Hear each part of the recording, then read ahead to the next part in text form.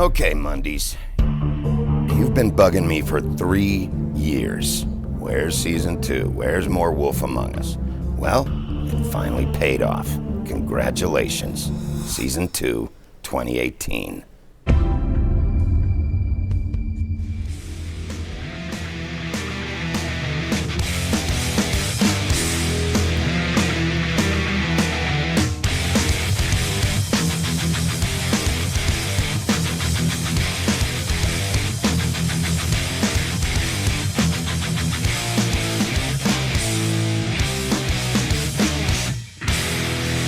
Alright gamers, geeks, and other delinquents from the Outer Realms, it's time for the Gamers in Beta podcast with Captain Mike M. That is a travesty of the highest order I've ever fucking seen one.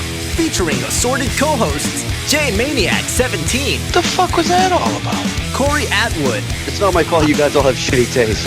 Sean Quicksilver 3355. Well, maybe you should look it up. And Joe State. That game sucks, dude.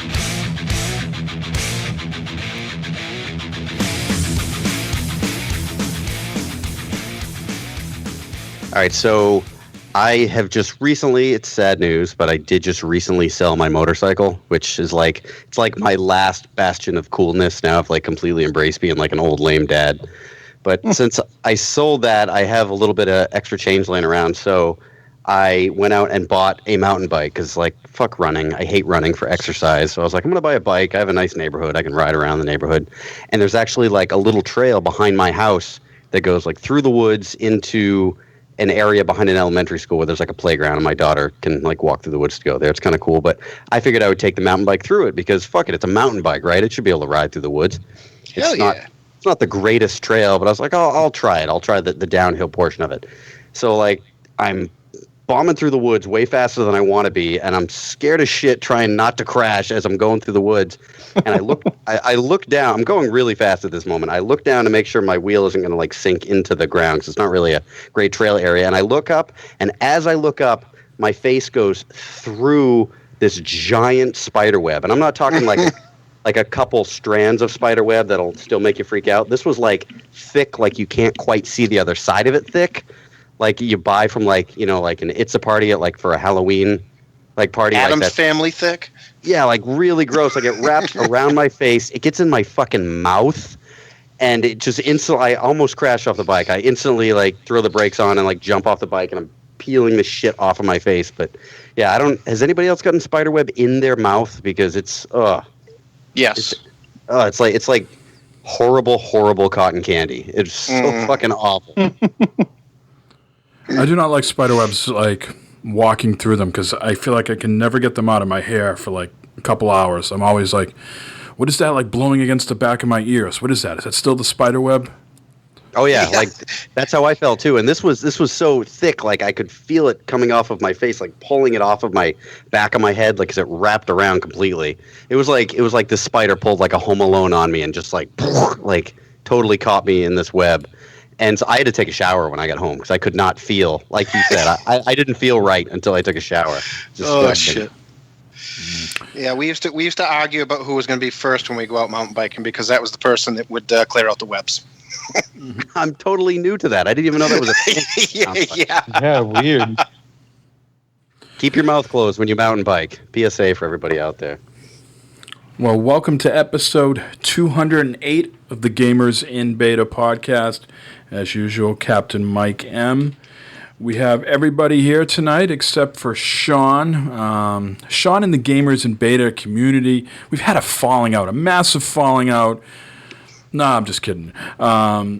Sean is just can't make it tonight, and when he's available next, he will be back with us. So he's attending to some stuff, and hopefully we'll hear from him soon. But like I said, everybody else is here right now. He may or may not be on the run from the law. I could be totally making that up, but it's probably true. But I don't know. I'm just throwing that out there. That like if you see him. And you're, a loyal Gamers in Beta follower. You don't need to call the cops. I'm just saying, we know he's cool. And just we'll apologize if the sound is a little funny this week. We're transitioning here to some, I don't know what you would say, continuous problems with Skype. We're always dealing with them, and I call it the clusterfuck of Skype. So we have two guys on iPhone setups at the moment, and hopefully that will change. But bear with us for this week. I apologize if things aren't up to snuff. And that being said, I would like to know from our fellow podcasters that do listen, have you been having issues with Skype also? We want to hear from you. Well, I don't want to hear. We want to hear from you, but if you're going to be calling us on Skype, it's going to sound like dog shit anyway. It's going to sound like shit. Thanks, Microsoft. Well, Microsoft and Skype aren't the only ones with chat issues, are they, Corey? Oh, no, definitely not. No, sirree. So Corey and myself are the two brave souls on the podcast to get Splatoon 2. You haven't bought it yet, Joe, have you? No, not yet. I don't want to, though. Right. So we played that, and we'll talk about that in a little bit. But we attempted to do some voice chatting and some online matchmaking as well. Isn't that correct, Corey? That is. Attempted. Attempted is the key word there. Right. I still don't know if we found the worst possible solution, if there's a better way to do it within the game. But from what I remember from last night, it seemed like we went into some sort of private room or chat or something like that. And that's when your phone, from your phone, you can go ahead and, send a... Jay, what are you doing over there? You cooking something, buddy? No, sorry, it's my keyboard tray. I broke it. All right. Just now? Like, just on I mic? guess so. It's all like wonky now. It's moving around. I'm like, never done that before. I'm like, shit. Mike's going to yell at me. And he did. So we were in some sort of private room or chat or something like that. And, I could call Corey or he could call me. But if you don't have that Squid headset that company is offering up, you're relying on the sort of speakerphone. And Corey, you said you could hear everything, right? Right. Well, what happens is it's so bizarre. You can go into an online lounge or a private match. Those are two different things you can do in addition to like turf war, like whatever they call it, like the battle mode or whatever. And from what I found, there seems to be absolutely no difference between online lounge and private match, because I figured online lounge was like, okay, we're going to go into a party chat and we'll be able to continually talk going from game to game or mode to mode like in any other video game platform.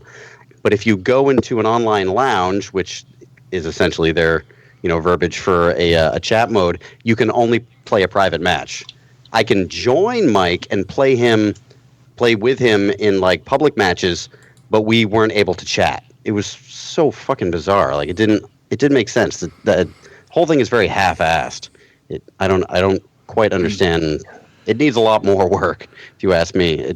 But yeah, I could hear everything that was going on in your house and everything that was going on in your neighborhood. It sounded like there was no noise cancellation. It sounded awful. Did I sound all right on your end? I was on a microphone. I had like a mic plugged into my phone. No, you didn't sound the greatest. Sort of sounds like tonight. A lot of background noise, a lot of fucking shit going on. That's what it sort of sounded like. Yeah, we eventually just went to Discord, and Discord worked great because it makes no sense why you can't go from mode to mode or even game to game if I'm literally chatting on a separate device when I like leave a game mode. And didn't it kick us out of a game mode when they got to the point where they were switching maps for the evening? It like booted us out of our game mode. Right. Yeah, it's... So let's recap here. Voice chat can be done supposedly through this app, and it works probably best if you have that Hori headset that I don't know if you can get anywhere. Maybe you can. Now, the issue with the app is you have to have it opened all the time. You can't be one of those things like, if you're watching YouTube or if you're on a phone call on your phone, you can turn the screen off so you're not burning your battery at the same time. That is not the case with the Nintendo app. That the app has to be active. The window has to be open. And if for some reason you get like a tweet or someone sends you a text during that call and you switch over to the text or the tweet, the call drops. All right, so you're just like glued to your phone with this thing open. And yeah, it's very maximum efficiency. Yeah, it's very half-assed. It really feels like it was just a slapdash app as far as the chat goes. Right, I would take that. And if someone just said, you know what, we haven't had time to figure it all out, this is what we got for now, I'd be cool. Their response is so insulting to me that I feel like I want to get every Nintendo product out of my house and fucking stomp on it and then send them to them in little fucking pieces. So Nintendo says this was their response. Nintendo wants its games to speak for themselves and be intuitive enough to not require voice interaction. That's insane. It also wants to limit the advantage to people who are using voice chat over those who aren't, hence the friends only but not random team approach. If using it as an advantage, there is an incentive for everyone to do so and a lesser experience for those who don't. This is such a bizarre phrase. They are wearing on my patience. They are just... I'm getting to the point where I'm just like, you know what, fuck you, Nintendo. Take all your crap back and go fucking sit and spin. That notion that, like, people talking online is an unfair advantage for those people not talking online, that sounds like something somebody would say in a vacuum where online chat doesn't exist yet. And it's complete speculation. And it doesn't make sense when someone says, I want the game to speak for itself. I'm not trying to talk to the fucking game. I'm trying to talk to my friend. And you can't speak for my friend if I need to tell him, flank left, flank right. It's an insane thing to say unless you're in a vacuum where no online chat ever exists. But you're not. And it works great elsewhere. So that's like a company saying we're doing it for your security because, we can't have that. Oh wait, that was Sony. Never mind. Jay, can you pre-order an Xbox yet, Jay? Xbox One X? Fuck no. All right. Yeah, we just shit on all three of them. We just went full circle. Pre-orders for Super Nintendo Classic just went up though. Yeah, only at Walmart, though, right? For Nintendo. Only at Walmart, yeah. Yeah, see, Nintendo can only do one thing at a time, all right? One thing at a time. That's why they're doing better than chat's not Xbox. working. Yeah, it's very bizarre, and it's going to drive some people away because, like, we complain about this, avid Switch users who are trying to play this new game, and people who are still on the fence about buying a Switch, but there are a lot of people because, the library is not very big, it's going to completely turn them off. So they need to get their shit together, and they need to do it quickly. Because otherwise, I like the app. I like being able to check my stats. I like being able to, like, order gear and everything through Splatoon, but the chat is just fucked sideways. Well, so do you have to have it up the whole time you're using it? You have to have the application open on the screen active. You cannot switch off if the call hangs up. If you're trying to chat. And here's where I'm going with it is a lot of us, while we're playing games, will also, be interacting with Twitter somewhat or checking Discord, stuff like that. So you can't do any of that while you're using the Nintendo app. Nope. Right. And yet, when Mike and I were trying to coordinate, we were going back and forth with Twitter, through a Twitter conversations. We would have to switch out of the call and then switch back. So, yeah, it either wasn't working or it was just sounding terrible. Mm. And they're not the only, talk about Splatoon 2 here for a little bit. They're not the only game to have matchmaking issues. And this reminded me sort of the issues that Jeremy from Dad's Getting Grounded and myself were having with Mass Effect Andromeda, trying to play some online. What Corey and I had to do last night is basically I had to start a match. And I would say, all right, Corey, I'm going to start a match now. And he would be in the lobby looking at, what friends were joinable. And as soon as I clicked start, the little A button would come up over my name and say joinable. And he would click on that, but he would never be able to get into the first match. He'd have to wait, and then the second match, it would populate him in. Yeah, there was no way to, like, get together and then go into online games together as, like, a team. There was no way to do that. It was just you see someone online, click join, and then odds are you'll have to wait 3 minutes until the end of the match so you can join them. And then if you get kicked out, then you have to try to do the whole damn thing again. Yeah, I mean, this is granted was the first night, I think, at least for me, that I played the game and tried to do the multiplayer stuff. So maybe there is, if we dig a little deeper, there's a better way to do things. Certainly, I hope so when it comes to doing the salmon run and stuff like that. That should be a little bit easier to invite friends. But as far as just playing multiplayer, like, their equivalent of Team Deathmatch, which is they call Turf Battle, it was this old, antiquated way of trying to join a game. Yeah, I know that if you do Salmon Run, which is their horde mode, their horde co-op mode, you can create your own lobby and then have a password for that lobby. So that should have been easier. We weren't able to do that because Mike just wasn't at like the right level to do it. So we just said, screw it, let's just go into the online matches. So I believe that will be easier, but chatting's not going to be easier. Before we move off this subject, while you just mentioned I wasn't at the right level, what do you guys think about that as far as certain content being gated by a level? And then there's even other content, Corey, that you are gated by what ranking you are, like your overall ranking. So there's some content that you have to have a B- ranking or better to be able to play. Now, what if you never get to a B- ranking? You never can get to that content? In that game, it's like actually to play the horde mode that I was talking about, it wasn't so much actually the level. I think you had to just play through the tutorial, to get through it. Well, to play ranked matches, you had to get to level 10. Yeah, right. You have to get to level 10. And that makes sense, I think, because once level 10, you've played enough to be at that level. You're a little more familiar with it. What's blocked off to have to be, you have to be a certain skill level.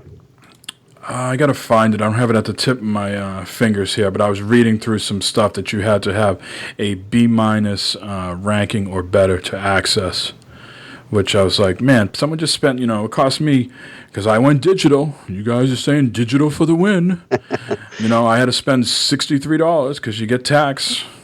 And so I was like, fuck, I spent $63 on something and I can't access it because I need to have a B- ranking or better. Well, to play the ranked matches, you just have to play enough of the regular matches. As long as you play enough, you'll get XP at the end of every match to eventually get up to 10. And if you start playing ranked, those are going to be a much higher skill level. Like if you jump right into rank as like a 1, you would just get your ass handed to you over and over and over again. So I understand that, but I'm not sure the B- thing. I'm not sure which one you're talking about, so I can't speak for that. Yeah, but what do you guys think of that overall? As far as it, you think all content should always be just available? I mean, that even goes back to like that stuff from Forza Horizon 3. I still can't friggin' play the Hot Wheels because I haven't unlocked enough events yet. I guess that's part of the game. It's part of the the part that supposed to keep people going, but in this case, because you bounce around through so many games, I think it limits you, especially with the Hot Wheels stuff. I'm not quite sure how it works, but I think I'd be a little angry if I couldn't get in there and play that just because I haven't. What are you going to do? 3 events and be a certain level or something? I read online it was 2. Stuff? I read online it was 2 events, but I still haven't been able to. Corey, the B- thing here is it's for league battles. So it says, league, okay. It says league battles are available after you get a rank of at least B- in one of the ranked battles. I think normally, especially in the case of Splatoon, those instances where certain things are locked until you reach a certain level is kind of a way for doing a certain kind of learning curve.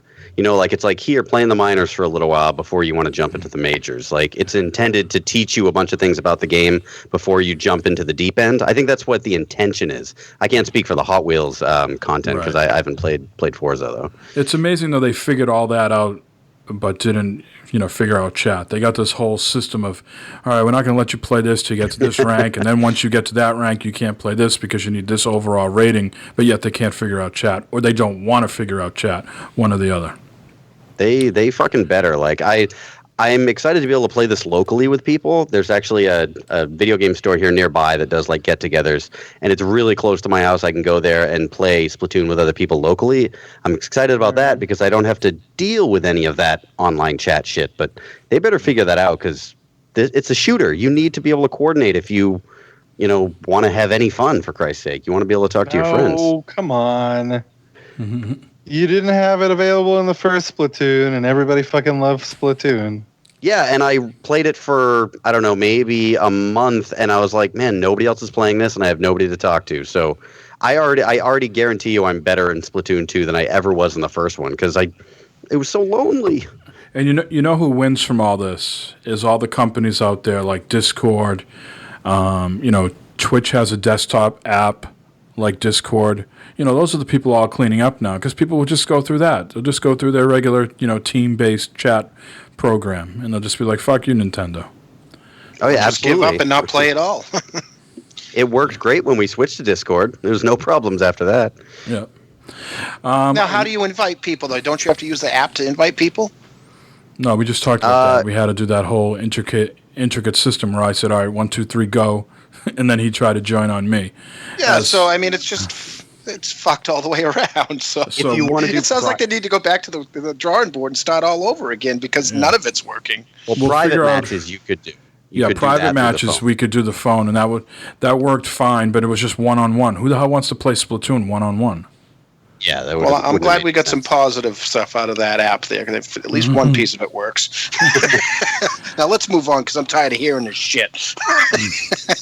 So earlier in the week, it was interesting. Game Informer came out with a tweet that said, Telltale fans, specifically the Wolf Among Us people, don't get your hopes up for a sequel. And then it was literally, I think, a day later, Telltale has announced that The Wolf Among Us Season 2, while it might not be in development, will be coming out late 2018. Unlike Batman, which comes out August 8th, which is Season 2, choices you've made will carry forward in Batman. The Wolf Among Us Season 2 will be a standalone game. There will be no impact from the first playthrough of Season 1. It still will feature Bigby Wolf and Snow White, but it does not have any ramifications from the first season. Jay, I'm over here like Arsenio Hall. Jeez.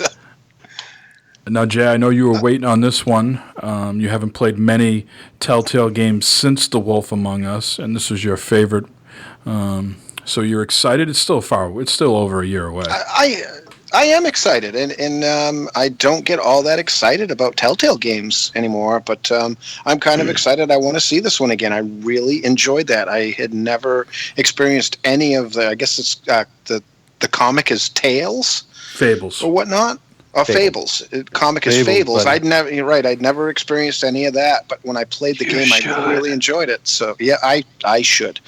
But this has made it so that I'm interested in maybe checking that out too. I still have not, but I'm glad they're coming out with two. But I'm wondering if a piece of it is, aren't they losing The Walking Dead?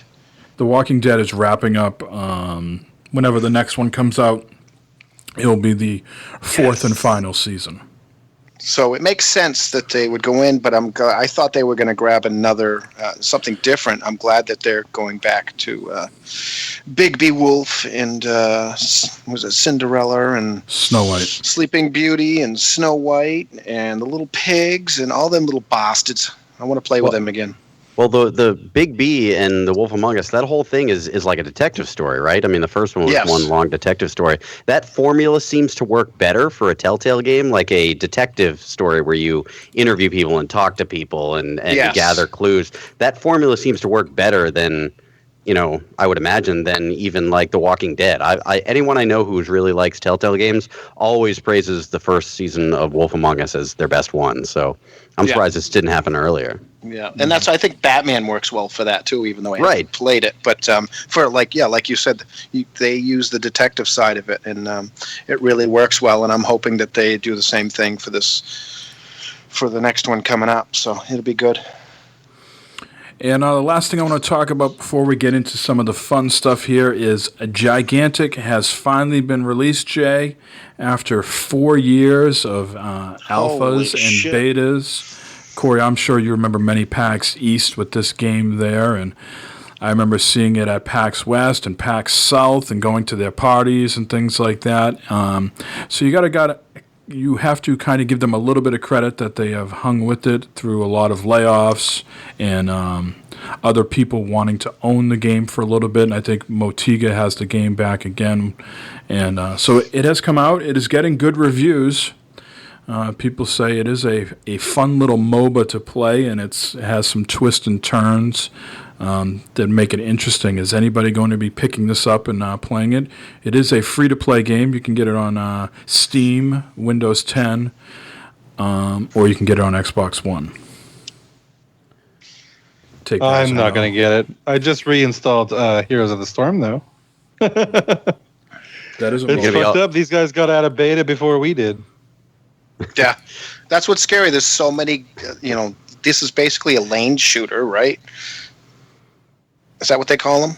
What, this MOBA? A lane shooter? Yeah, it's kind of a lane. You got to get the lanes so that you can get through, and then you got to reach a target. In this case, the gigantic the gods or whatever they are or whatnot, to destroy them. I mean, each team has a monster on either end, and you build up, I guess, in-game points to feed your monster to activate him so he can go attack the other team's monster. All right. So it's unique, but it's also, you've got, what's the other one out there that has all the different characters? You get the skins and all that stuff.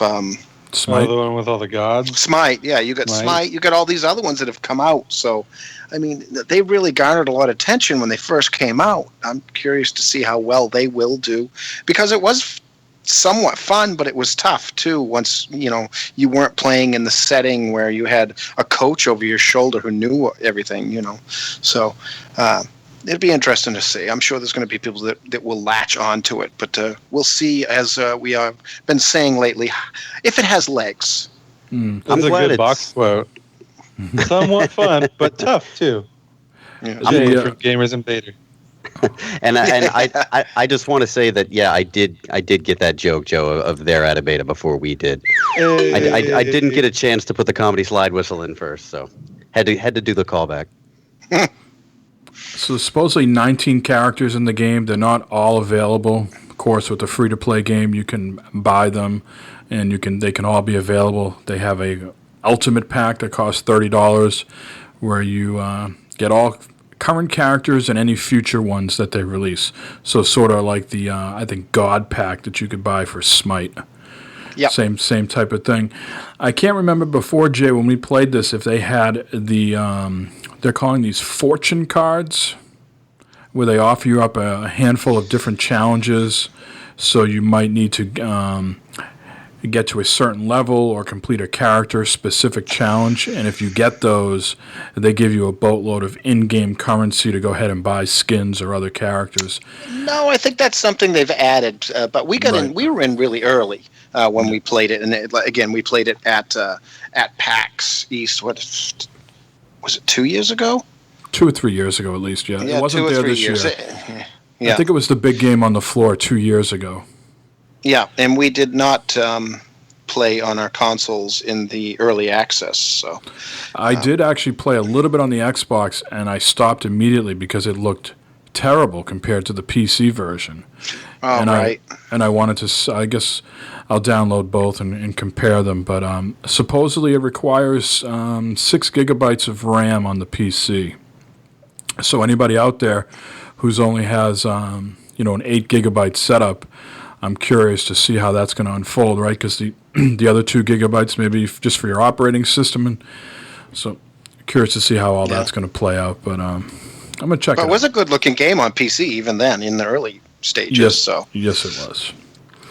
All right, let's move on to the question of the week, shall we? They think they got the answers. I change the questions. Yeah, so last week's, 2 weeks ago, we have been gone for 2 weeks. 2 weeks ago, the question of the week was, what game, any game, had the best underwater level? Gauging from our responses, I think we probably should have asked what game had the worst underwater level. A lot of people have a lot of hate for old school underwater levels. Yeah, I do too. I think underwater levels are usually some of the worst, next to like ice levels. Ice levels always drive me fucking nuts too. But yeah, our first listener response is Shownup71. He said, this is probably cheating since the whole game takes place underwater, but my choice is The Hunt by Irem, same company that gave us R-Type. I had the Saturn version, and it was one of my favorite shmups. If the art style looks familiar, many from that team went on to do the Metal Slug series for SNK. I checked this game out, and yeah, it looks a lot like... It looks like if Metal Slug was in a submarine. It's kind of that cool art style. I tried to grab a lot of sounds for these responses, and The Hunt had a lot of cool music, but I think the best thing was the stage end music.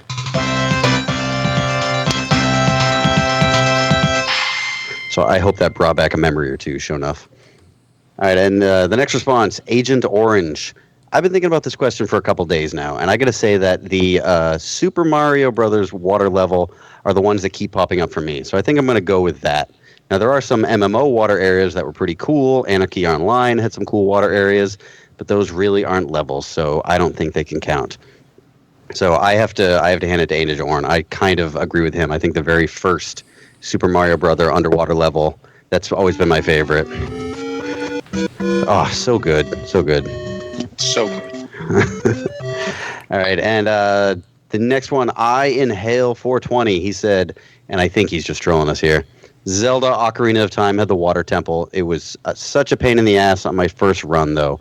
God, that fucking water temple level. Hey, listen, look, listen, hey. That tiny amount of aggravation we just gave you in your ears, that's the entire fucking water temple times 10. Hated that fucking temple. Okay, so I got Sky Fox. That's with multiple X's. You can decide where they go. He says, I Inhale 420's answer is the only acceptable answer, unless you played Echo the Dolphin back in the day.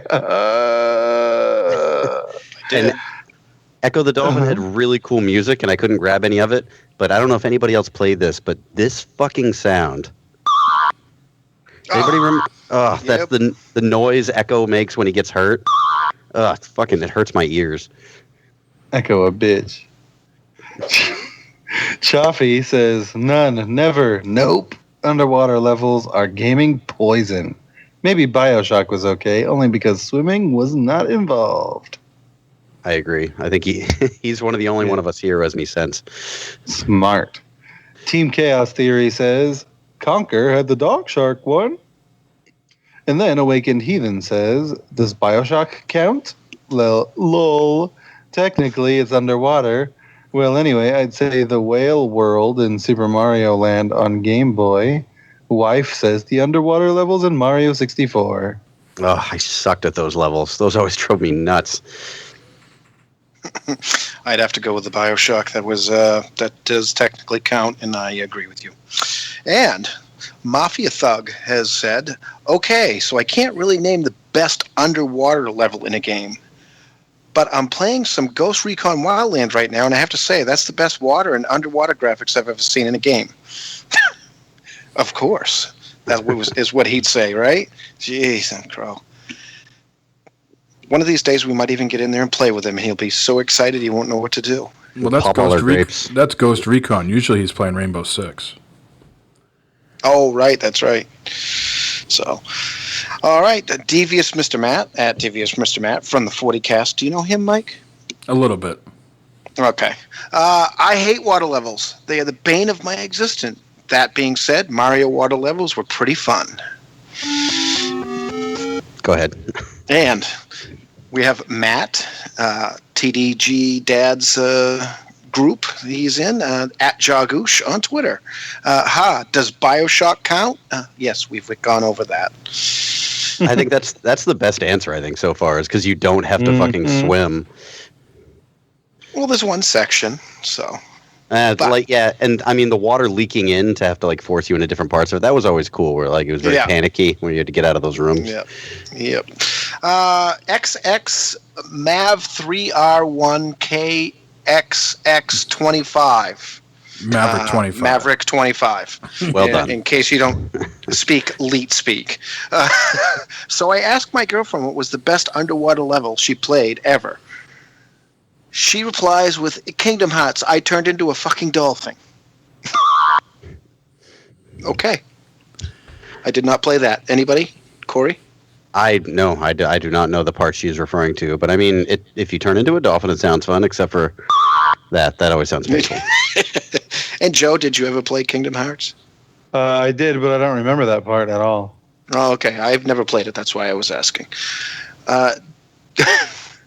And Ruiner 2 from Twitter, being the guy that he is, has changed his name once again. So now he is Devious Cap'n Ruiner. Jeez. OG Ocarina of Time Water Temple. So there's another repeat.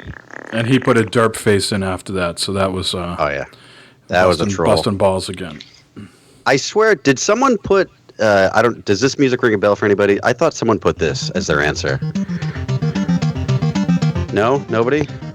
No. The Ninja Turtles dam level. I thought somebody mentioned that in Discord. God, now we remember that shit, and yeah, it sucked.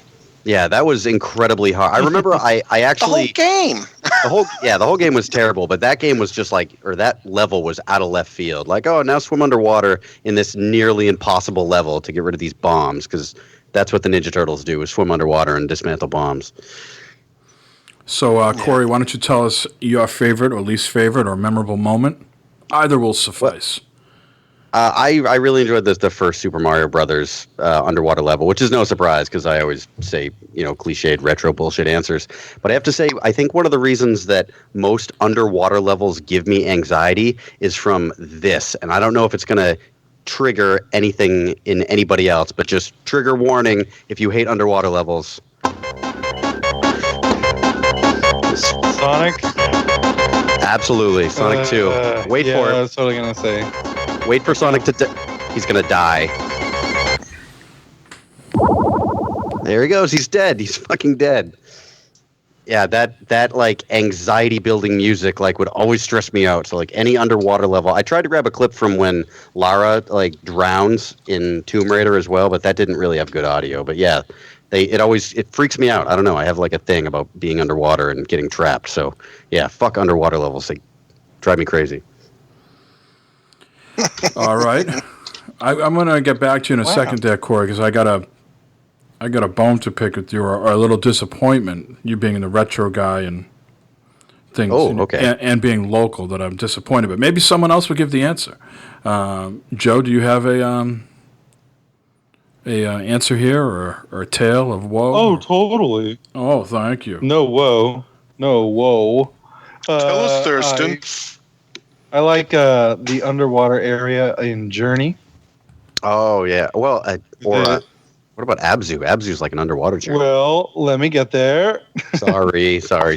Which also transitions to the whole game of Abzu, which is basically just an underwater journey.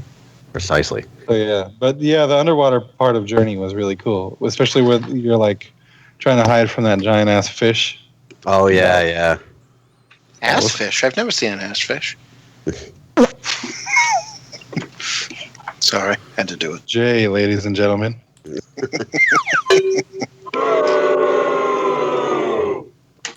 What the hell is supposed to do, you moron? Hey. I'm not a moron, you know. We could have dueling soundboards, right? We're not ordinary people. We're morons. You son of a bitch. No big deal. Oh, shit. And he brings the mad skills back home. Oh, all right. I lose. Jay talked over me. Yeah, right. I had to. We got to get somewhere here. So I guess, Joe, did you finish? Yeah, I'm good. Those are the two. All right. I'm going to go with the BioShock. But another one is Guybrush Threepwood. Oh, yeah. What did you just say? Monkey Island. Yeah, Escape from Monkey Island. Yeah, Monkey Island. If you went underwater, it took 10 minutes underwater for him to die. So you'd be running around underwater for 10 minutes before he died. Well, it's a point and click adventure. They got to give you some time. Yeah, Jesus, 10 minutes? Oh, holy shit. He's a physically fit guy. Yeah, he is. He can hold his breath pretty good. So that one was an entertaining Easter egg. So that's what I got. All right. Well, Corey, I got to be a little disappointed in you. You didn't mention Jaws. Oh, yeah, that is a good one. You know what? It wouldn't be one of my favorites. It's a really fun Nintendo game for the bizarre novelty of it. But yeah, that whole game is practically underwater level and cruising around on your boat level. Now, did anybody ever play Jaws Unleashed on the PS2 or Microsoft, the OG Xbox? Nada. Oh, that game was I think so, yeah. That game was batshit, man. Yeah. You could couldn't you throw barrels out of the water to blow up a guy's house or something as Jaws? I'm not sure. I'm just looking at the screenshots right now. It actually doesn't look too bad for a PS2 OG Xbox game, but that is not my answer. But I just wanted to call Corey out because I thought he might have said Jaws being from the South Shore and everything like that. And we mentioned Mario already. I thought the new Mario game that came out on the Wii U, the new Super, isn't that what it's called? The new Super Mario game. The one that had the Luigi levels as well. They had some fantastic underwater stuff in there. Yeah. New Super Mario U? Is that what it was? The side scroller? Yeah. They had some fantastic water stuff. But I would have to say this is a title that just recently came out. Not too long ago, maybe 6 to 8 months ago, Song of the Deep. Yes. That is a great underwater game. The whole thing's, you're in a submarine the whole time. So that would be probably my choice for favorite. There's some fantastic visuals. It's a Metroidvania type game. So if you're into puzzles and things like that, it's got plenty of that type of stuff. And you meet some interesting characters along the way and creatures. I think it's a pretty cheap game as well. Is that the game where she's the main character is a girl who's looking for her father or something along those lines? Yes. I confused that with Abzu. So when Abzu became one of those free games, I was really excited. And then I played it. And I'm like, this is not what I thought it was at all. It's cool, but it's not what I thought it was. Yeah, and Song of the Deep wasn't that published by GameStop? Insomniac developed it. The same people that worked on Ratchet and Clank and the new Spider-Man game and what's that skateboarding game on the Xbox? Ollie? Not skateboarding. No. I guess it's skate. You grind, all the fucking orange slime. It was kind of like a Jet Set Radio future there. I know what you're talking about, and I can't remember it because I'm old and it's been a long day. But yeah, Song of the Deep was one of the first GameStop published games, I think. Yeah. Yes.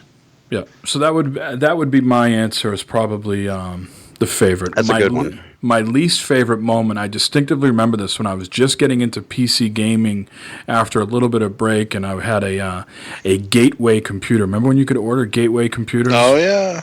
Coming my first computer. Yeah, big cow box, right? Yeah, this had to be 94, 95 maybe, and I was playing a bunch of EA sports games. You'd go into GameStop. I think there were EB Games back then here in the States, and you get the big honking box with all the stuff in it, and then it'd just be the CD-ROM or whatever. But I bought Tomb Raider. Mm-hmm. I'm not sure if it was the first one. It might have been the first one, and there was And there was some underwater level that I just could not get through. I kept drowning. That drowning animation was so fucking brutal too. It creeped me out. Yeah. She would just, you would hear her struggle under the water and she couldn't breathe. And underwater gives me anxiety. Yeah, that was going to be my pick until I decided that I need to throw Monkey Island there just because that was very memorable. All right, Corey, tell them what the question is for next week. The question of the week for next week is if you could vacation in any game, world, setting, location, whatever, where would you go? And when you went there, what would you do on that vacation? Yes, get creative, folks. Maybe you're going to be going to Chernobyl. Maybe you're going to a beach resort. I want to hear some good answers. I want to hear something well thought out too. I don't want to hear just Fallout 4 was cool. I like that game there, because that would suck. That's a terrible place to go. So I want to hear these your rationale for going to that world. This is not my final answer, but I'm gonna just say it real quick. What about a dead or alive beach volleyball? I thought of that Sidelines of that. I thought of that immediately. Yes. You'd be playing hands-free mode all the time. I was always gambling. You were gambling? You gambling. Perfect. We'll be outside playing volleyball. Yeah. All right. Where are we here? We need to hear one last time from Mr. Rowdy Piper. They think they got the answers. I change the questions.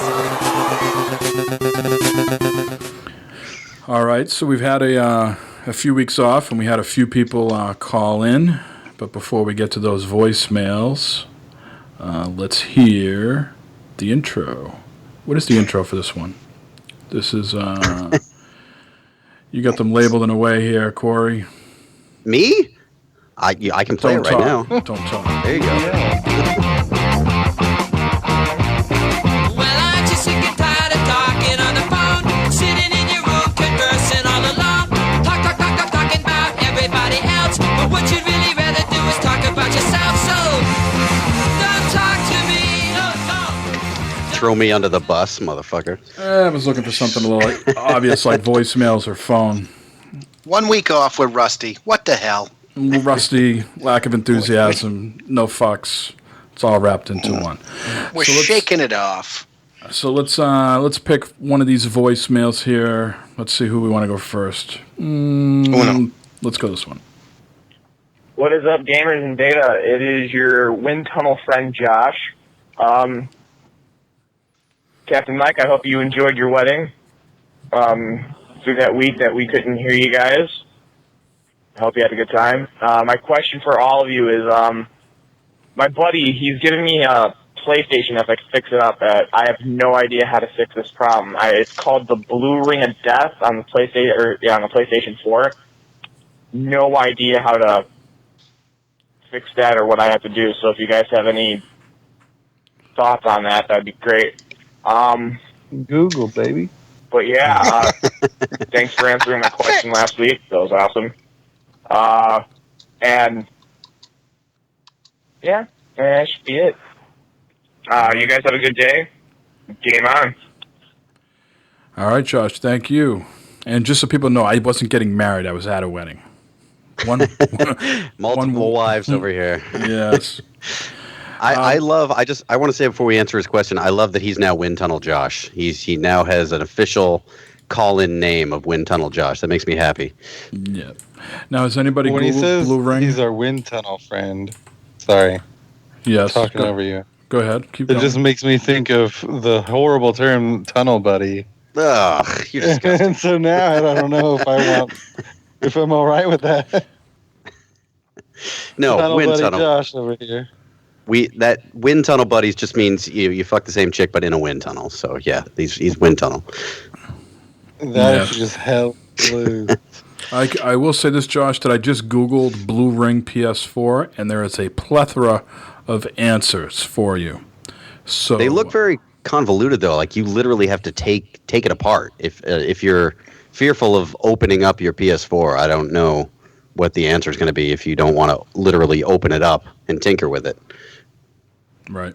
Well, if he's getting it for free and you might as well mess around with it, right? I know some of the issues sometimes is the hard drive just needs to be reseated. One of the other ones, but I'm not sure, but I think it was the orange pulsing light, not a blue pulsing light, was the HDMI on the back had an issue where one of the pieces that held it in would not be bent properly, so it would prevent the HDMI from seating properly. So if you bent that piece down, it would work. And then could be a power issue too also. But yeah, do a Google and figure out which one is the issue you're having. Do a Google. Do a Google. Or you can do a what's that MS Microsoft shit? Do a Skype on it. That won't do anything except make it sound like shit. But do a Bing. Maybe a Bing. Yeah, Bing it. You Bing that shit. Maybe take it to Metacrawler or check it out on Netscape. Yeah, Sony will be glad you looked on Bing. All right, let's see who we got here. Hey, what's up, guys? Steve Rogers here. As you know from Twitter fame, one of the call-ins for this week or / next week's episode about the convention. I want to go back in the convention if I could for a few minutes. So, by the way, hi, Joe. Who are the fuck the guys? We're going back in time. Kidding. Hey, Corey. Hey, Mike. Hey, Sean. How you doing? Never funny. The convention I'm going to just added Chandler Riggs from The Walking Dead, LeVar Burton, Nika Burton, all of them. The cast of Karate Kid with Ralph Macchio, William Zabka, and Martin Cove. So there's a bunch of people he met out in about 2 to 3 weeks from now, which is I'm going to pause this for 1 second. What is he talking? He is going to a convention? Is that what he's trying to get at? Yes, he's going to a convention these people are going to be at, and he's going to pay to go see them, I believe. Oh, I thought he had already seen them. Did he go to San Diego Comic-Con? He didn't. No, did he? He's in Florida. Oh, I was going to say, holy shit, I'm totally jealous if you got to go to SDCC. Let's pick it up from there. So, yeah, I'm going to be doing that in just a short few weeks. And then on Monday, the 17th, I'm going to be at a concert in Lauderdale for Kalani and LMI and DJ Noodles. And, I'm going to be meeting her beforehand. So I'll have a very busy couple of weeks here in the middle towards the end of this month. So I just wanted to brag a little bit. And, you'll probably see my profile picture changed to a couple of these pictures, these aforementioned folks. And, and here's a special request for Sean or Corey, if one of you guys could make a really good dick joke or something, because everybody likes a good cock joke. Get on that. Anyway, shout out to Matt from the 40cast and whatnot, and I want to try to be on one of these weeks with you on your show, the 40cast and OFR at one point, and then Future Monkeys as well. I got to make my podcast rounds again like I did a couple of years ago, so if I have a week off or a week available, and a spot available, and it's on a day I don't work, shoot me up on Twitter, and I'll hop on and I'll get my Skype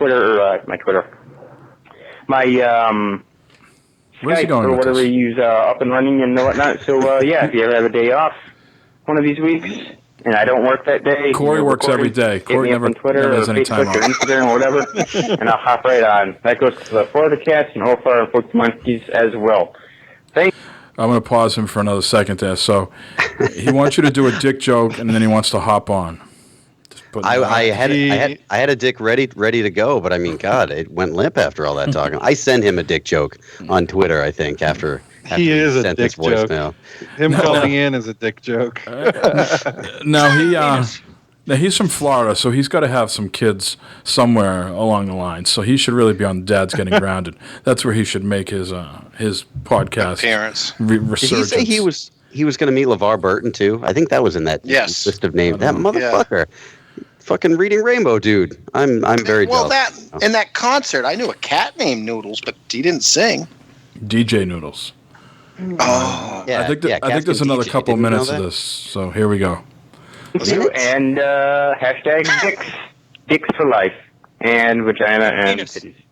And I hope to play Mass Effect at some point, and some of these new games for Xbox, hopefully in the coming weeks and months. Either buying outright or GameFly, and so I hope to get it caught up on these shows as well. There's so much shit to play and watch, and it's ridiculous. So anyway, thank you, goodbye. Okay, just want to leave one last quick note, sorry to shoot over again, about the convention and whatnot, meeting people that I've met in the last couple of years at the Florida SuperCon here. I have met just last year, Deadpool, the three main cast members of Deadpool, I've minus Ryan Reynolds, because if I did that, I'd probably have to change my pants a couple of times. I've met, what's her name? The one girl that had the power of blowing up and shit, teenage Negasonic, I met her, Brandy Hildebrand. I got a picture with her somewhere on my Facebook and Twitter and whatnot, Instagram, so you can probably just search for that somewhere. I met her. I met the guy that did the voice / body work of. This is not a humble brag. He's on the, no, it's just a straight out brag. And I've met Vanessa, Marina Baccarin from Firefly, Serenity, Gotham, and Deadpool. So yeah, that's all on my social media somewhere. Probably get up again so I could share it with you again. So please send it to Corey. He loves this type of stuff. I just want to leave another quick note. Sorry, the two-parter again. It's on my social media. Who complain about stuff being wrong nowadays? You know what I mean? Anyway, shout out to Troy again. He's like one of my favorites because I love his humor and shit, and your soundboard is hilarious, dude. Please continue it. And probably big old penis. Thank you. Big penis. We got to divide those up into chapters next time. I was trying to pause so people could digest everything that was going on there. That was a lot. You know, I only have myself to blame because I did mention, I think, on the last 40 cast that I did get an autograph once from Sergeant Slaughter, and clearly D. Rogers wanted to one-up me. he likes. I would say he one-upped you, but I think he just like 10-upped you right there. That was. Yeah. I mean, yeah, that was a. There was no humble in that brag. Yeah. All right, let's see who we got here next. I'm Batman. That's a shout out for Mafia Thug, and I just want you to know that I put green chili on everything that there is. Do you think because D. Rogers has met him? Calhoun! Come on, say it with me. Calhoun! Oh, you bunch of pansies. Come on! You gotta say it like you mean it. You gotta get your throat nice and raspy and say it with some authority. This is Mike Calhoun! Calling gamers in beta. And I just gotta say that I'm sorry. I didn't call in last week. I just got kinda caught up making everything great over here in my life, and I totally forgot to check in with gamers in beta. But this is going to be a difficult one anyway, because if I had to call in and answer, what's the greatest superhero movie ever made? Well, that's just not possible, because they haven't made a movie about Mike Calhoun yet.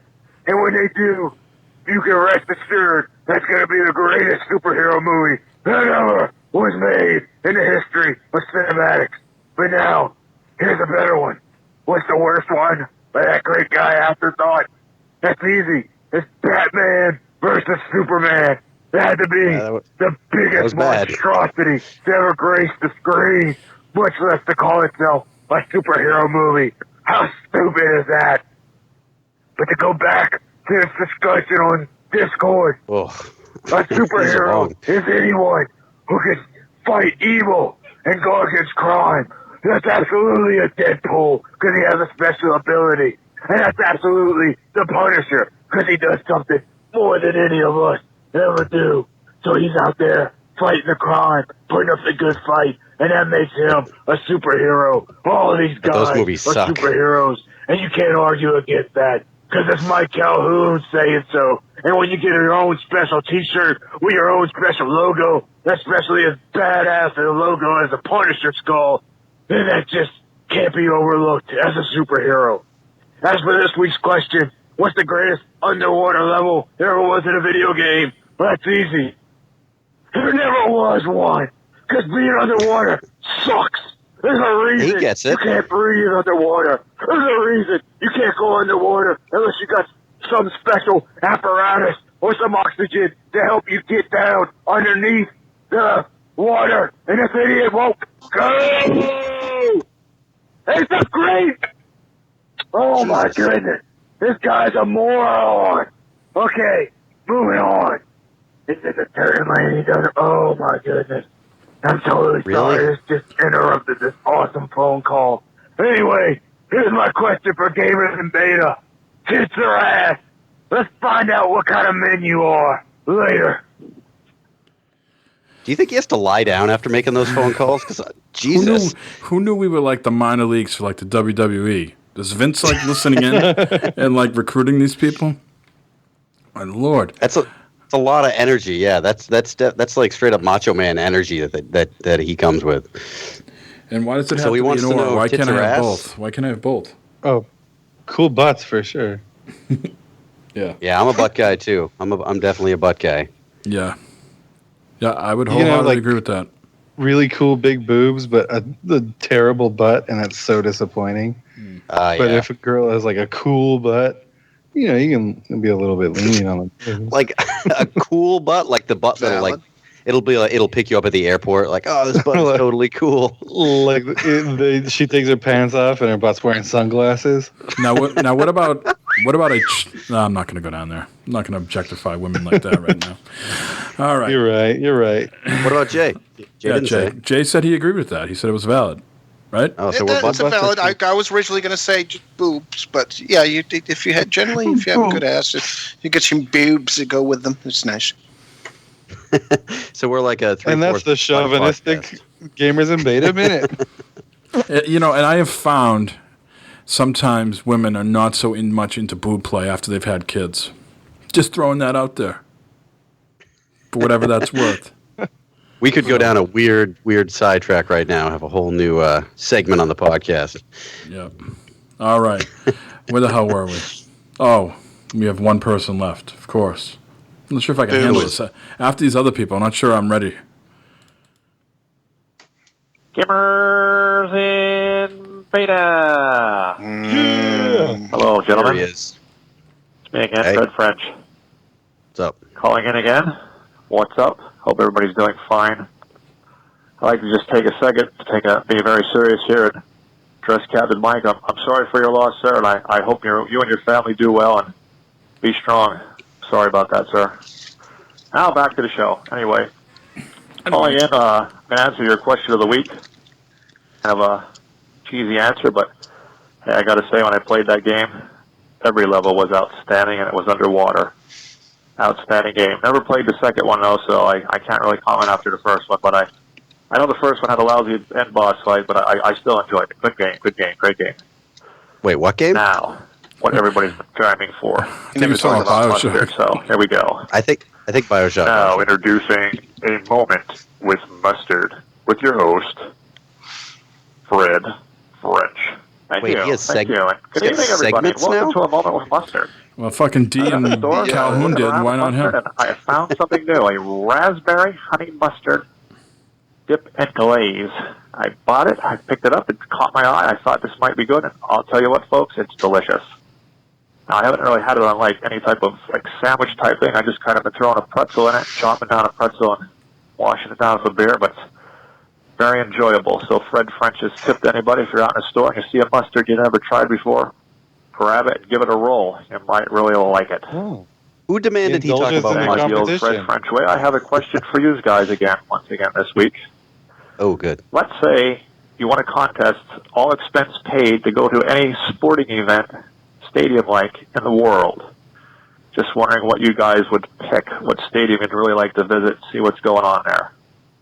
Me, I'd probably like to go see the Dallas Cowboys Stadium. I'm probably the biggest hater of the Cowboys, but I think that stadium is something else. It's something I'd really like to see and experience a game at, so I'd probably go there. As much as I'd hate being there, I think I'd enjoy it, so just curious as to what you guys pick. And it could be any sport. Like, take me broad range. Maybe you're a soccer fan, maybe you're a basketball fan, hockey, baseball, whatever. Just curious as to what stadium you'd like to get into and see what's going on. And as always, guys, have a great week. Thank you again for allowing me to be part of your show, and arrivederci. They have concerts at these stadiums too, so you don't have to go to a sporting event. Anybody have any sort of arena, a monstrosity they'd like to see, or maybe a small facility? Anything that sticks out? You know me, I'm not really a sports guy. I honestly couldn't name you one. Maybe something that was next to something else that I would like something really cool. I go with the Roman Coliseum. I like to see the gladiators fight some tigers. There you go. You're going on. I don't think they do that there anymore. I went there once. Maybe they were closed for the day. I didn't see them doing it. Yeah, I'd like to see the Stadium of Olympia in Greece. That'd be nice. Original Olympic Stadium. And I could see Greece and get some falafel. Nice. Where do the Knicks play? What is that called? Madison Square Garden. Yes, I want to go to Madison Square Garden because that's in New York, and I could leave and go to World of Nintendo. So that's my answer. And deliver the broke. I could leave and go to World of Nintendo. Jeez. All you guys talk about food all the time and how much you love beer and all that stuff. I mean, some of these ballparks have great facilities built around the outsides of them now. So I hear nothing but fabulous things about the Baltimore ballpark and all the food they have out there. So that could be a destination. Who knows? Just off the top. Yeah, there's a Boston Beer Works right outside Fenway. That place. Oh, is I hate good. that place. I hate it. You didn't like that place? No. I haven't been there in years, but I remember having a good time. Everybody would always get the blueberry beer with the blueberries floating around in them. Ugh, that's disgusting. Fuck that. All right. So it's the burritos up in left field in right in Boston. So even if you're not a wrestler or you're not some guy that goes to conventions and meets everybody, you can still call us 508-658-BETA. Leave us a voicemail. Depending on how you look at things, the bar has been set high or low. So please call in and leave us a voicemail. Send us some questions. We appreciate the participation. Somewhat. I want voicemail drama. A lot of high energy. I want someone to call in and talk shit about another person that left a voicemail. Well, see, I think Calhoun is right on the edge of attacking Fred French. He seemed to have some animosity towards Fred French. I don't know. Fred French wins. Fuck Calhoun. All right, Corey. I understand you have a game show here. Is that correct? I do. It's been a while since we've had a game. So before we play you know what? Fuck it. I'll play the intro music at the top, or I'll forget. Do it!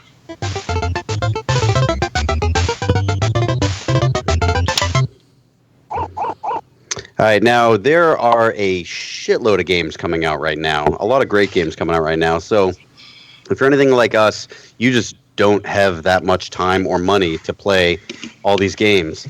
So if you're going to buy a game, Jay, what do you do if you're going to buy a game and you don't know if it's worth it? What do you do? I don't play it at all because I don't know what's going on and I get lost. Wrong. The answer look at reviews. The answer is you read a motherfucking review. All right, so this is This is our Steam. This is our Steam user review game. We've done this before, but I like doing these because they're fun and they're easy to research. So, all right, what's going to happen is I'm going to read a Steam user review, and you guys just try to guess what game I'm talking about. There's no buzzing in. If you think you know it, just say it. So that'll get through the game pretty quick. Do you guys want to play for somebody? Are we playing for anybody, Mike, or no? No, didn't have time to do that this week. I apologize. Quickly, Corey, any game at all? And these are new games? Is there a certain genre? I mean, is it the field wide open here? No. You're right. I'm glad you mentioned that. These are all games, A, that are obviously on Steam, and B, that have come out in 2017. These are all 2017 releases. So they start with A or B then? Sure, you can go with that. I don't guarantee you'll do very well. But you can go with that impression. All right, question 1, because we're already running long. Jesus. All right, question 1, or review 1, I should say. It's like H1Z1, except it doesn't suck. PUBG. You are correct, Mike. You were the first on the board with 1 point. I was trying. My buzzer wouldn't work. Oh, sorry. I got to get those fixed. All right, next user review. I have a Nerf gun, and I can turn into a cup. I never knew I wanted either of those so much in a video game. 10 out of 10. Prey. Fucking Captain Mike is on fire right now. Nerf gun? Yeah, you never found that? Oh, did you play Prey? I don't know if you played. No, I did not. I played the demo. Yeah, you could find like a little Nerf gun that literally did 0 damage. All right, the next user review. This is all in caps. Connection Error Battle Simulator 2017. Connection Error. Splatoon 2. Oh yeah, and once you answer, you cannot answer again. I forgot to mention Friday the 13th. Oh, that actually would fit, but no. Mike? Battle Simulator, is that the key word there? Connection Error Battle Simulator 2017. I can't give you any more info because they already answered. I have no clue. All right. Yeah, this game seemingly came and went in everybody's collective consciousness. For Honor. That was For Honor. Was that on Steam? Or was that just on Ubisoft? Yep. No, that was on Steam. I mean, there were plenty of Steam user reviews for it. Yeah, Steam. They sold it on Steam and then re-linked you through Uplay to actually play. Oh, that's why I didn't think of it. Yeah, because that's a Uplay game. Yeah. Oh, okay. All right. Next user review. Reminds me of Grandma's house. Dark, scary, and no internet. Perception. No, sir. Gone Home. 2017, motherfucker. That's all I know. This guy sucks. All right, so I guess no answers all around. That is Resident Evil 7. Really? Yeah, dark, scary. Never would have got that. Yeah. The next review I would have read for that is the bakers are more willing to accept me than my own family. 10 out of 10. That's a good game, though. Yeah, that's good. All right, next user review. I have not blinked once in an hour. Violence, speed, momentum. Doom. 2017. I don't care. I like Doom. Our 2016 game of the year. All right, if nobody knows, I do have another user review I can read that will help. Do it. All right, this one is very short. It just says, basically, Robotron 2017. Nothing? You motherfuckers. Next Machina. It's not Doom. Fuck you. Doom. Next Machina. Yes, it's exactly like Robotron 2017. So good. Really good. I don't know anything about Robotron 2017 Why don't either. you shut the hell up? Yeah, that's what he said. What the fuck is that? All right, now this is a game that was actually released, I think, in 2016, and then re-released on a different platform, if that helps. So the review says, very impressed with the immersion this game puts you in.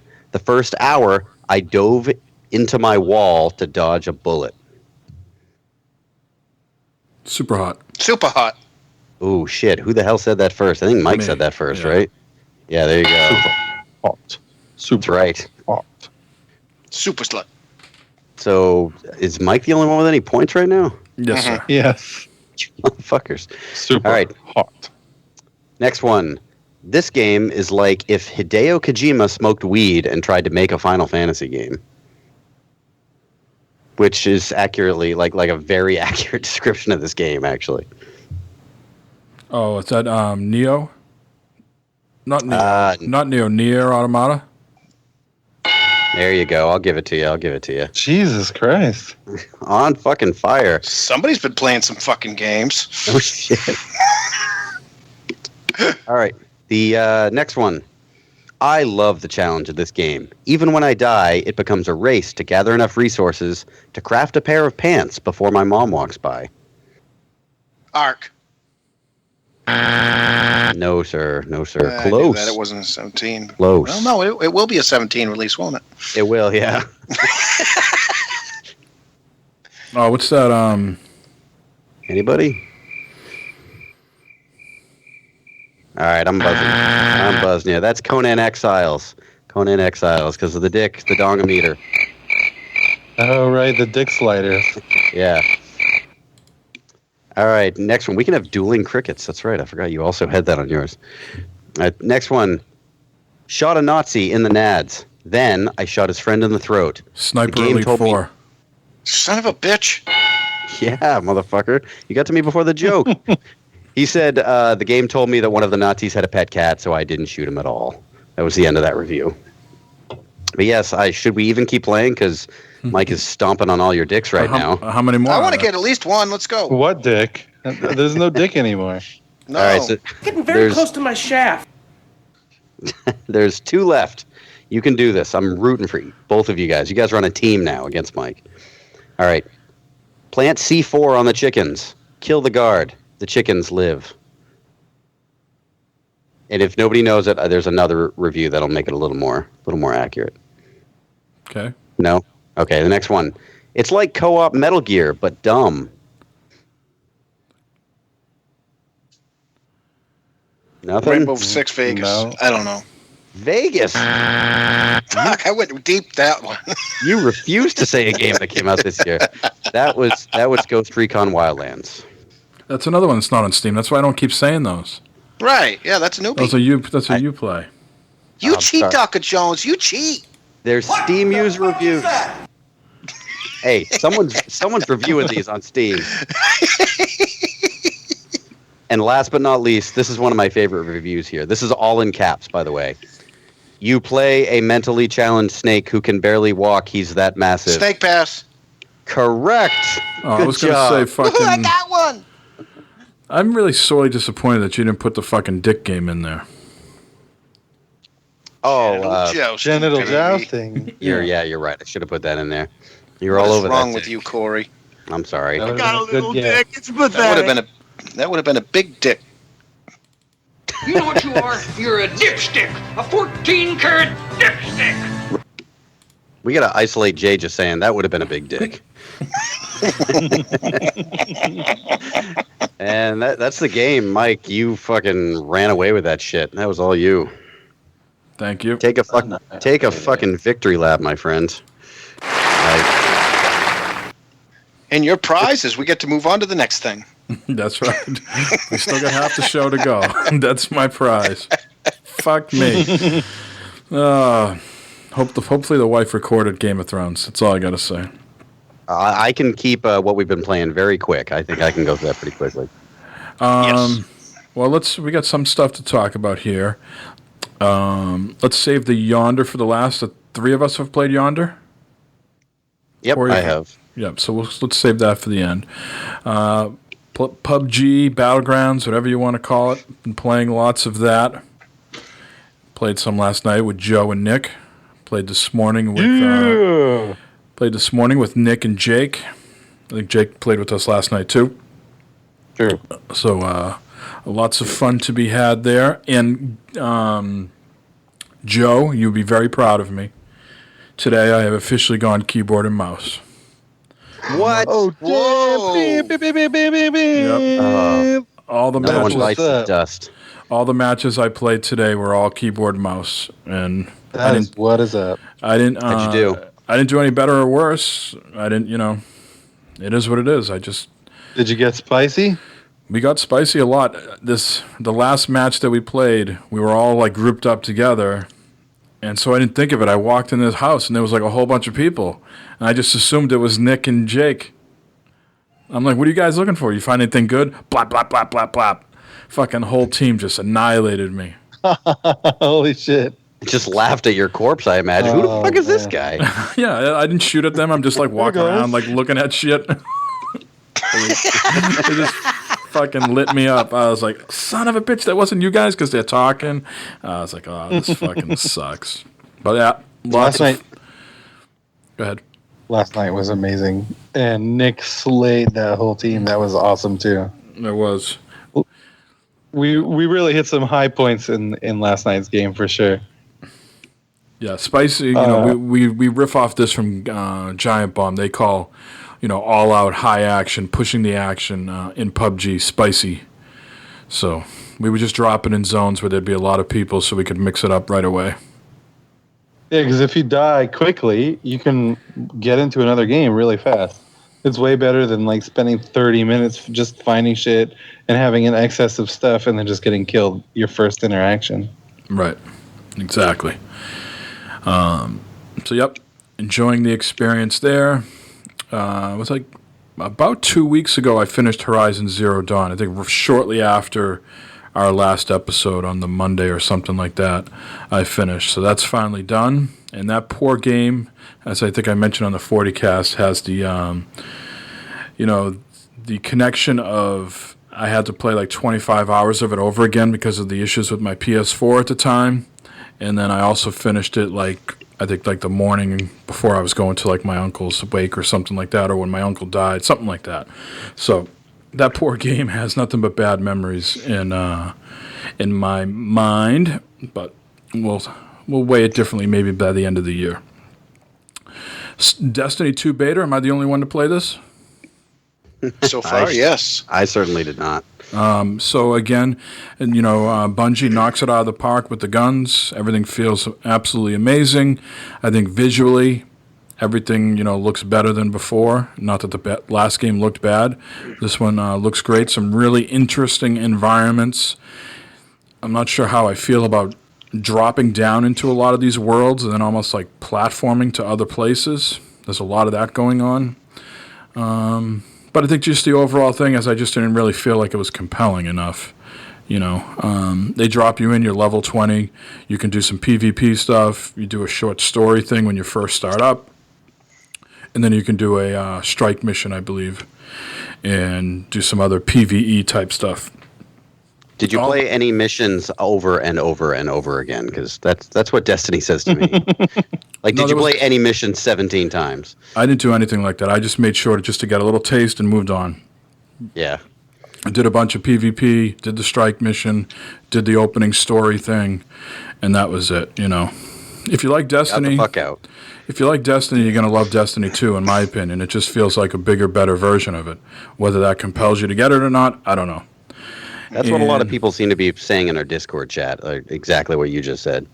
Just I haven't had more of what you like. Yeah, I haven't had a chance to play it yet. I'm going to play it tomorrow. Yeah. And other than that, Splatoon 2, we fired that up last night. That's a lot of fun, besides the issues getting into matches when you're trying to play with friends. There's absolutely no issues getting into matches when you're just playing by yourself, right? And you're playing, 4-on-4. I mean, it couldn't be any easier, and they start up really quick, and there's virtually almost no time in between matches. So once you're in, you have steady flow of gameplay for a long time. Yeah, there's a lot of people playing right now, and one time I tried to invite you in, and I didn't realize it made us a private room, and it gave me the option, do you want to put a password on this room? And I was like, nah, fuck it. And so I started the room, and it instantly filled up with 3 people. Instantly, before I could even send you an invite. I'm like, wow, there are a lot of people playing and want to get into rooms right now. Yeah.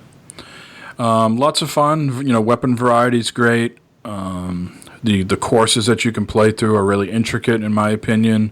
You just need to, get better at it. Just need to keep playing it.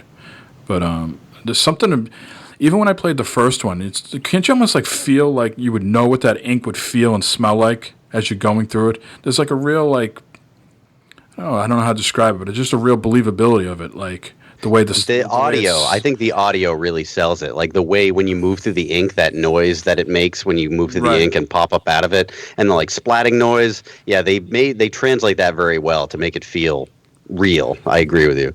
Yeah. And the only other thing I've been playing is Yonder, the Cloud Catcher Chronicles. You guys have probably played a lot more than me. I am in the very, very early stages of going into that first town, and I think I've given all the stones to that woman who needed to rebuild the dock. And I think now what I need to do is go to my house. So I'm looking for the wood for the house, and then I have to clean the, what do they call that purple stuff? The murk? Murk. Right. Yeah. So that's where I'm at. So I'm not sure how much more. It plays well, and to me, the UI seems fine. I'm not sure. I want to know is the game going to get any more difficult, or is it just going to be very kid-friendly the whole way through? I'm curious, how does it eventually hook you? Because right now it's very fetch quest-ish. And is that the way the whole thing's going to play, or at some point is it going to get more difficult and more compelling? Well, there's no increase in difficulty really, as far as because there's no combat. For anyone who doesn't know, we've talked about this game in the past. It's kind of like an adventure title, but with 0 combat and no danger or peril or anything. So this is a tough sell as far as a game goes. When you tell somebody oh yeah, nothing bad can happen to you, a lot of people are like, why the fuck would I want to just gather stones to fix a dock? But it's one of those games that I think if games like Animal Crossing appeal to you, you'll really like this game because you have a lot of small tasks to do, but you have this giant world to do it in. I think the map is just shy of half of Fallout 4's world. It's an enormous, enormous island. But yeah, a lot of quests are like that. A lot of quests are fetch quests or solve this riddle or go to this place. And as far as difficulty goes, it ramps up in difficulty as far as gathering the materials go, because you have to gather more materials or more rare materials. So that gets tougher, but there's no real challenge to it because it's not like there's any boss fights or anything like that. Right. And what's your impressions, Jay? Have you played it? I've played very little. I just was able to download it and get in and play, and I've gotten as far as collecting the stones, and now I have to bring them over to the woman, and that's where I'm at because I haven't had much time to play this week at all. So.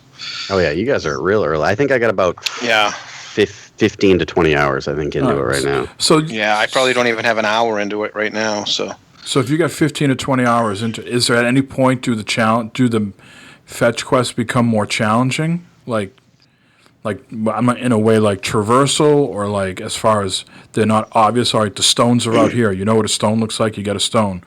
Is there at any point does anything get more difficult? Well, there's more to accomplish a goal. You have to like figure out a puzzle, or to accomplish a goal, you have to find all the objects to build this thing that will help you solve this puzzle.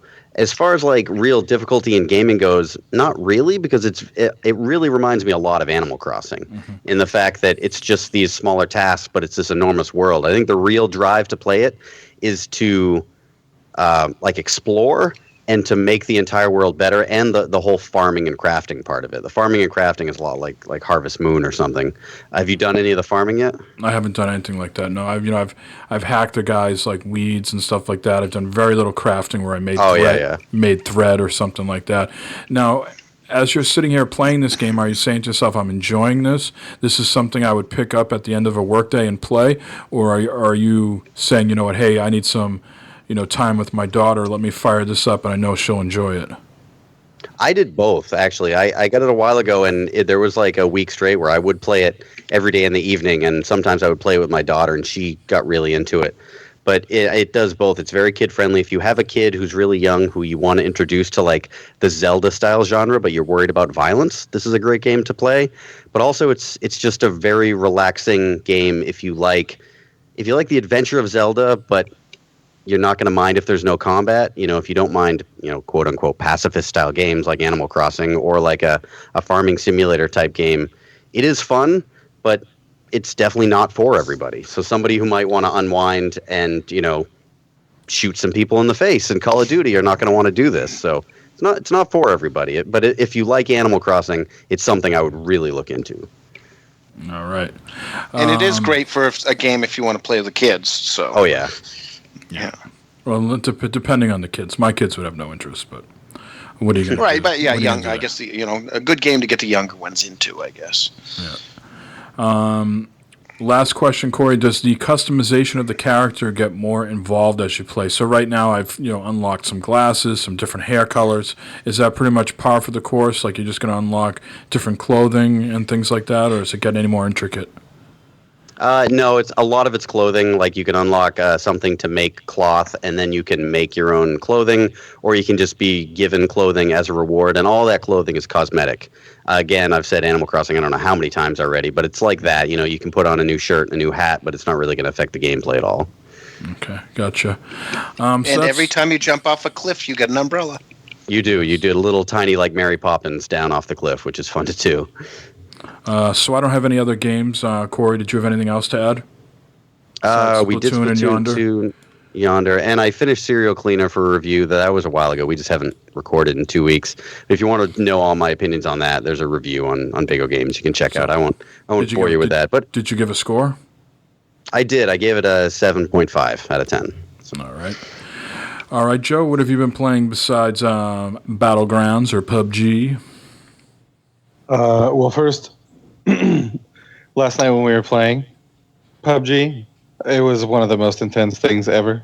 When I had the experience where I ran up on a group with a car, and then I took out, was it 2 of them around the building, and then you guys got ambushed behind me, and then I came back around to try and get those guys, but they ran into the house, so I tried to go in the house. And I couldn't find him, and I had almost no health. And then, so it was like this awkward moment, like, oh shit, do I have enough time for bandages? And then all of a sudden there's footsteps in the doors, and it just got super nuts. And then both of the dudes ended up leaving because the energy wall came, and I tried to go and give them chase and get inside the ring, and the battery on my laptop died. Yep. Oh! Yep. So that was... We just saw Joe's character just standing there, and then all of a sudden it died. Fucking real world. The most fun and intense PUBG experiences I've had yet. So I totally want to play more squad games. Man, you guys are going to be like all tired of that game by the time it finally comes to consoles. I'm going to be like, oh, this is so fun. You guys are going to be so bored. No way. No. Overwatch, I played more Overwatch. I got back into that game. It's super fun. It's definitely it's a good game to hop into for just a quick match where I don't want to play something as serious as PUBG or as high tension. So it's nice to just run around and kind of like, I play casual games. I'm not in the ranked. So just running around, shooting guys, jumping around, capturing points, etc. They've added a couple characters since the last time I played, so it's been fun. I'm enjoying my time with it, and I do like popping in there once in a while. And then finally, I played a little more Breath of the Wild, some of that Zoraldo, and I did beat the final Divine Beast. So now I'm just going around to shrines to get enough hearts so I can pull out the Master Sword, and because I just want to do that before I fight Calamity Ganon. So that's what I've been up to. Those are all my games. That's that. All right. That Calamity Ganon fight, man, that fight is a lot of fun. I was really happy with that. So, yeah, I'm a little envious that you were looking forward to that because, yeah, it was cool. Dick. Now, Jay, I know summer is here. Summertime. Summer's tough. Give me one of those. Give me one of those, Jay. I'm craving for one. Summer's tough. It really is. Lay it on me, just like that. Summer's busy as fuck. It really is. No, then I need to. It really is. It really is. Super, super busy. Yeah. All right. Thank you. So, Jay, do you play Yonder because you want to be better at a game than your granddaughter, or do you just want to play Yonder because you want to play a game with her? I want to have a game that I can play with her that she might be able to play and enjoy too. So.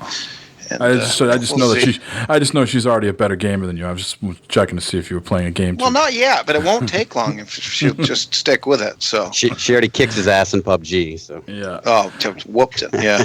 So anything haven't else jumped into playing? PUBG yet. Just don't have the time. I played a little bit of Perception and of course the stuff on my phone. So and we have a news story coming up about Perception, which we will can say right cover now. some things. But well, let's talk about that right now. It. So Bill Gardner tweeted out that tons of updates are coming out to Perception, including 2 new modes.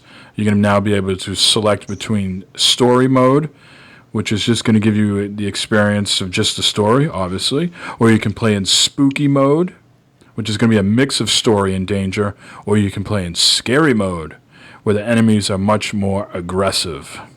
So that's nice.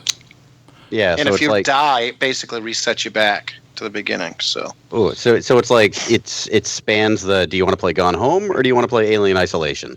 It's like, do you want to see the story? Yeah, or yeah. You want to play the story? Or do you want to get your shit pushed in? One of the two. Yeah, I've only died once so far, so I think I've done all right. But got to be attentive with that cane and not make too much noise. So I am enjoying that. So and I am eager to get back and to get some more Yonder played and get into that. So well, let's just really the news story. I was sort of scraping at the bottom of the barrel this week. So let's just talk about what's coming up with the new releases, and then we'll get out of Dodge, so to speak.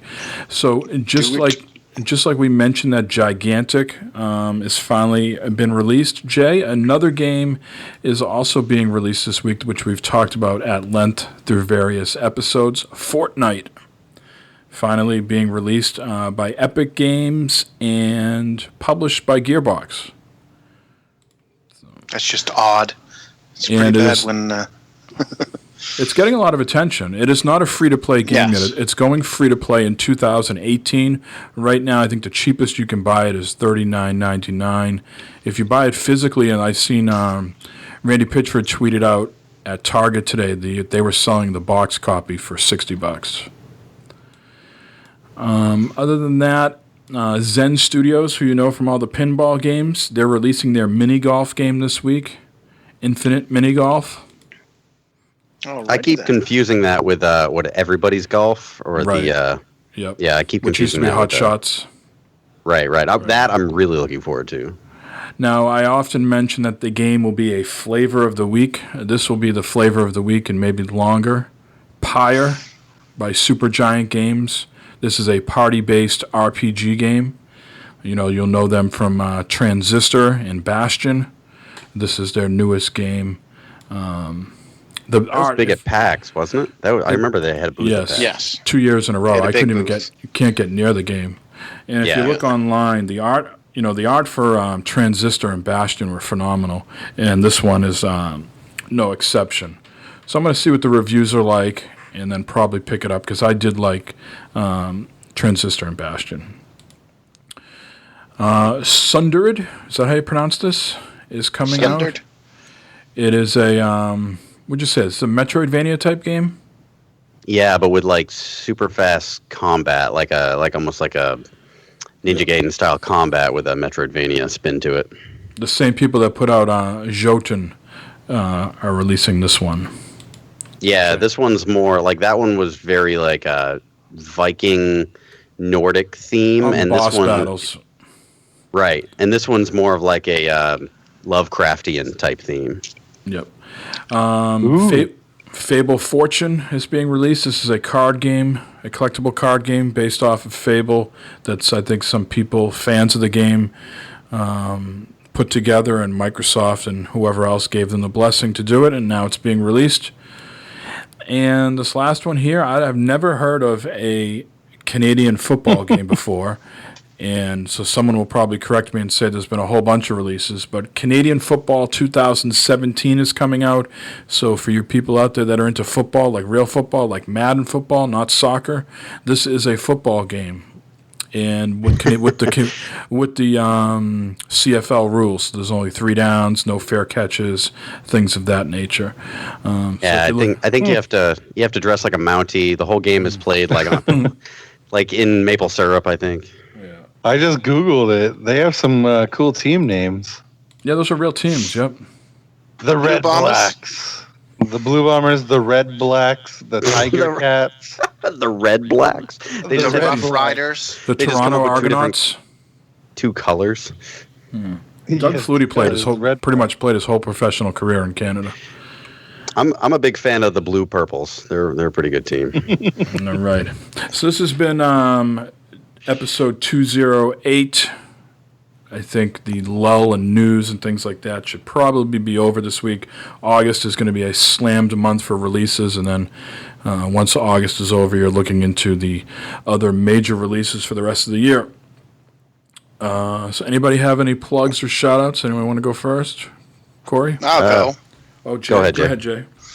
Yeah, mine's kind of news related too. We did have one in here about the Doom DLC. They updated it to update 6666, and the DLC is free now. And over the weekend, the game was $15, so I purchased it for my Xbox One. So I have that. So that's my my plug. That Doom now all the DLC is free, and it's a good game. Pick it up. Now the DLC is only multiplayer. That's why I didn't think it was that big of a deal, because multiplayer is really fast and twitchy. Yeah, it is super. I probably won't play much of it, but for those that are interested in it, it is there. Shout out to Sean. Let him get his things. He's got some things going on. Nothing too terrible. Just keeping him busy. So hopefully we'll see him again in the future here. So there's that. And to you guys, and to my lovely wife and my aunt and uncle who brought me out for my birthday dinner tonight. So.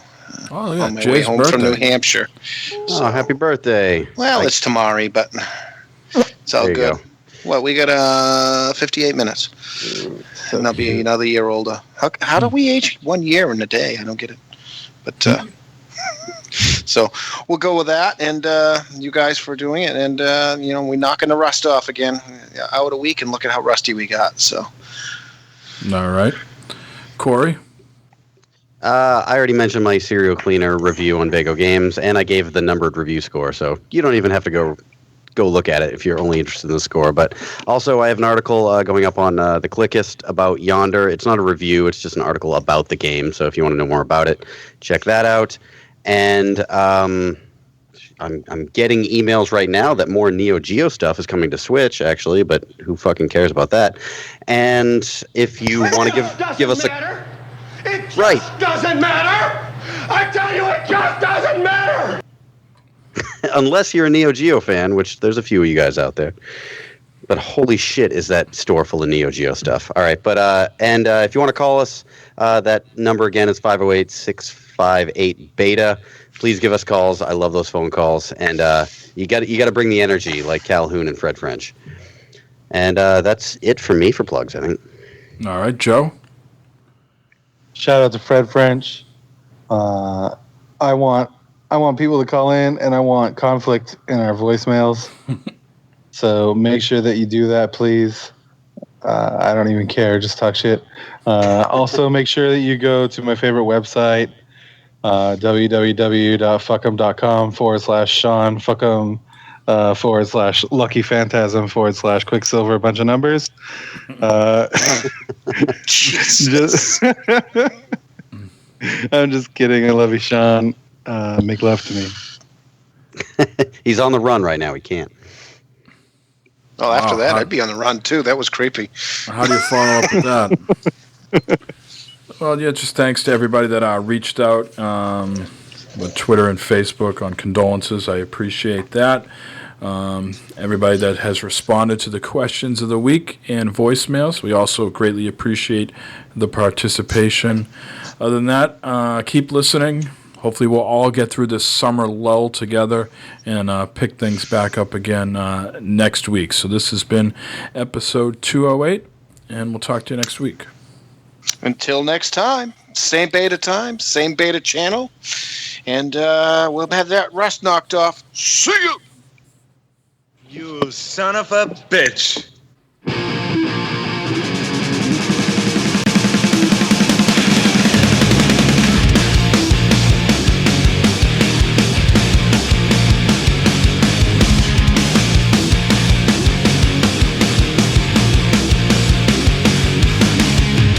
Looking at death every day through the living. Makes me wonder what I'm getting back from what I'm giving. I'm praying hope that I make the right decision. Nothing worse than living life in a mental prison. I don't mind being the one that slept on, but I will never be the doormat that you step on. Even though